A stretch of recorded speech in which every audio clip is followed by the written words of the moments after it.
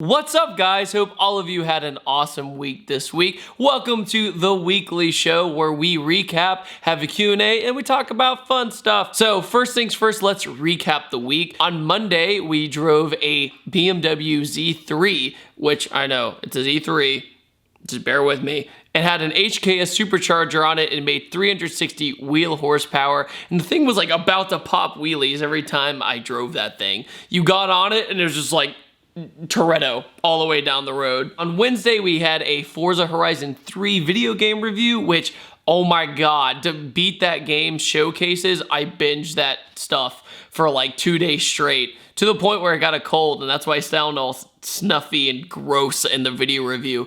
I sound like this the entire review, and it's not okay. But, you know, I had to do what I had to do, right? I know, how tragic. For tomorrow's video review, we have a Panos Esperante, one of the kind of hidden gems of the car world. So make sure to check that out. It uses an LSA Cadillac CTS-V/ZL1 motor, and it's made of all aluminum and carbon fiber. It's an awesome car, so make sure to check that out as well. Another recap on this week, please check out this video made by my friends Gears and Gasoline. They traveled all the way to Atlanta to do a behind the scenes documentary on myself and my process and how I got started. So if you want to be interested in that, please check it out. They did an amazing job. Also, one more thing, guys. My buddy Chris of MotoLoot.com was cool enough to make these amazing miles per gallon keychains. He was really cool. He really hooked us up and he worked very hard on them. He actually sent me some samples and they came out really awesome. He's worked with Do It with Dan and a few other people as well. So if they're friends of them, they're friends of mine. So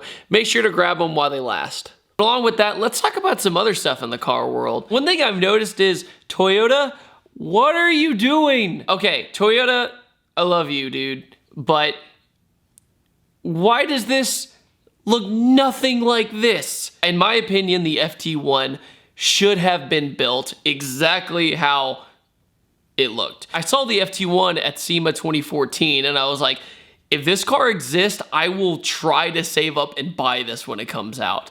But now I see the concept under the wrap, and I don't know what I think of the new Supra. I don't know. I don't know. I mean, sure, it could be deceiving because a lot of cars change the body panels as well, along with taillights to cover up the real hidden car underneath. So maybe it is an FT1 underneath. I just don't know. I'm really hoping that it looks more like the FT1 than the concept that's driving around as a test mule, because I'm on the fence about it. I don't hate it, I don't love it, but, well, I'll hope for the best. I went to Geneva last year in 2015, and the Toyota booth had a Corolla and like a NASCAR in it.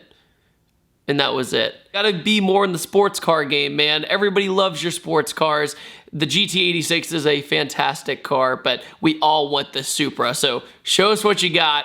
Hopefully it's the FT1. What do you guys think about the FT1 concept? Do you think it should be the real Supra, or do you think it should be the concept test mule with the circular taillights? What do you guys think? I want to hear you guys in the comment section below. Moving on, last week on my Snapchat, Instagram, and everything else, I said I was actually going to be in California for 24 hours. So I flew from here all the way to LA, drove a Compagna T-Rex because the company brought me out to drive it, drove it for 30 minutes, and then they flew me back. So yes, I know, I gotta do more stuff in California soil, but the blue dude was there. ThatDudeinBlue was in California for 24 hours. I'll see you guys next time there for a longer period of time, I promise. I'm kind of thinking about next year doing, not a hiatus on YouTube, but like going on tour in a way to where I go to certain cities and I just mass film like crazy, and then when I get home I mass edit and I just release the content, you know, 3 times a week.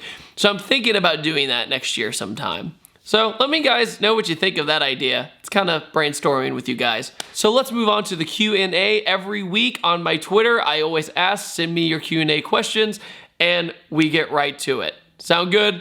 Good. Steven asks, if you could walk into a dealer today and purchase a hypercar or supercar, what would it be and why? I think your dream car should be something that's just so out there that it's just like, why are you so far away?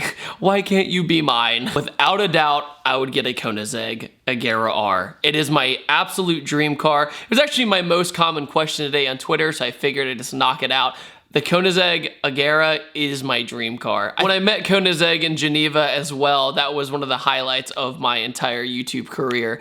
It was a really awesome moment. Kind of lost for words even thinking about it. The guy's so smart, your brain melts. I asked him how his morning was, and he was like, oh, you know, just trying to figure out my direct drive transmission. And I'm like, I had waffles this morning. Thomas asks, what is the best car you've ever drove? All right, so a lot of people might be a little disappointed, but at the same time, just hear me out. I think my favorite car I've ever reviewed on the channel is the Lamborghini Huracan. And one is, I've always loved Lamborghinis. They were a dream car of mine when I was a kid, very much like the Diablo and Rob Dom. You know, I loved the Diablo as a kid. I absolutely loved it. Along with that, it's a really good car, as in, it's more nimble than the Aventador. It feels tighter. It's nicer to drive around town. The Aventador was my dream car forever. I love the Aventador still. I'm not saying I wouldn't take one. But what I'm saying is around the city, it is a bear to drive. With the Huracan, it's reliable. It has a V10 in it. It's naturally aspirated. It sounds amazing, and you make everybody's day. Those are things that I would love in a car all at once. The 918 was awesome, but I would have to drive the 918 on a track to really be like, this is the best car I ever drove. I was a little nervous driving it on the street because $1 million. Nick asked if you could own any Mustang in history, what would it be and why? Okay, I know a lot of people are gonna be like, Eleanor, which Eleanor is beautiful from Gone in 60 Seconds, but I would actually say the GT350R because there was very, very small amounts of them made. It has carbon fiber wheels from the factory. It's the first ever mass-produced carbon fiber wheel other than Koenigsegg, and they even said that at Ford National, so I have to give Ford credit for saying that, for giving credit to him. But other than that, you have the Voodoo V8, it's naturally aspirated, it revs to 8250 RPM, flat plane crank, magnetic ride, pretty great interior, everything. I mean, it almost won Best Driver's Car in Motor Trend this year, and that's saying something. It only lost to a McLaren. And that's pretty much saying it's the best Mustang ever made, and that's why I would pick it. Patrick asked, if you had the choice to change careers, you know, not be a YouTuber, and be able to make a lot more money, would you and why? I always saw there was a bunch of different paths in my life. YouTube was one of them. And the other one I wanted to do was pretty much in music. I did a bunch of other careers. I tried out criminal justice and a bunch of other stuff. Paleontology even, because I love dinosaurs. At the end of the day, it was gonna be something in entertainment, whether it was this or music. And I have a very strong passion for music. And I always wanted to learn how to mix and be a DJ and produce music, especially dance music. And I just never had the time to really hone that skill and buy the equipment and everything else. And my dream was always to go to festivals or shows and bring people joy, because music brings so much joy to so many people. And that's why I wanted to do it. And that's why if I had the chance, I would probably jump on it. Still Confused with the Z asks, what was your first car going to high school? My first car was a 2002 Mustang GT convertible in bright freaking yellow. So in 5th grade, my dad and we went to a Ford dealership to kind of look around. We weren't really planning on getting anything. And we saw this yellow Mustang. And I'm talking like, this is 2001. I have some 41 hair, like spikes up to here. And I'm so little that all I saw on the door panel in the mirror right here was my spikes. That's all I saw. You could tell that I was smiling the entire time. And that was probably one of the most sincere moments of my life where I realized that I really loved cars. You know, the first time I heard a V8, even though it wasn't a very powerful V8. We test drove that, then we test drove the V6, and we both looked at each other when he turned the car on. We were like, no.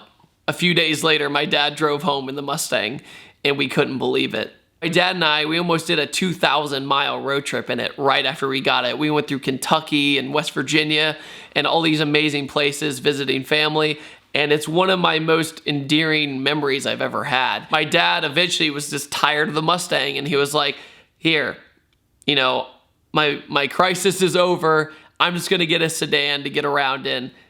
Take it if you want it. And I was extremely blessed, and that was my first car. And do I miss it? Yeah, sentimentally I miss it sometimes, but life goes on and you move on to the next thing. Travis asks, would you rather have one car and be rich, or have 5 cars and not be rich? That's a pretty hard question, because if you're rich and you have that one car, then you could just ship it everywhere in the world and just go drive all these amazing roads with that one car you have. And it's probably a supercar or something amazing. So that's pretty tough. But on the other end of the spectrum, I think it is fun having a variety amount of different cars. I think it's cool that all of us one day in the car community imagine us having a big garage and having this selection of cars, whether it's, you know, different 240s or imports or muscle cars or whatever.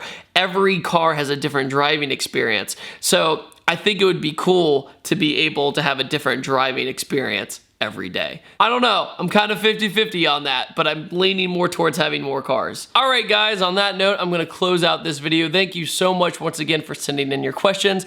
I hope that every single one of you enjoyed this video, and I'll see you in tomorrow's video. Thank you so much for watching. Make sure to hit that like and subscribe button, and have a fantastic day. See you next time. I just did a finger gun. I'm sorry. Wow, I'm cheesy.